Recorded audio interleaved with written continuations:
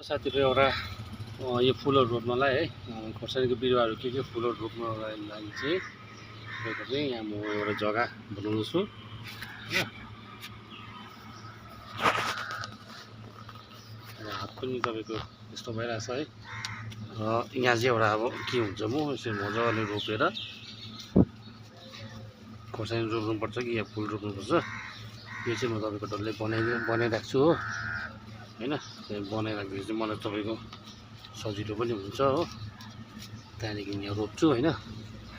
र यसरी time pass क्या साथीहरु के गर्नु यसो भन्दा आफ्नोमा यसो राई साग छ भने हैन, राई साग छ भने यहाँ भगवानलाई फुल चढाउनु फुल छ भने हैन, यो फुलहरु यो खोर्सानीहरु यसरी रोपेको छ हैन।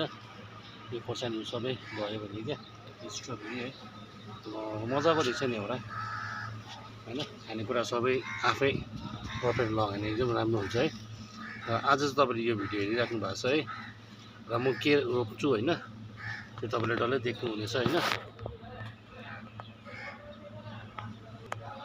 आज चाहिँ तपाईहरुले यो डल्लै कुरा देखिसक्नु भएको छ है। अब यहाँ रोप्छु है। यहाँ रोपेर उम्रिएपछि चाहिँ म फेरि तपाईलाई देखाउने छु है। आज अहिलेको लागि चाहिँ तपाईको यहीँसम्म है। एउटा पट लगाएर चाहिँ सबै रेडी गरिसकेछु है। के कसो हुन्छ म त्यहाँ तपाईलाई देखाउने छु है।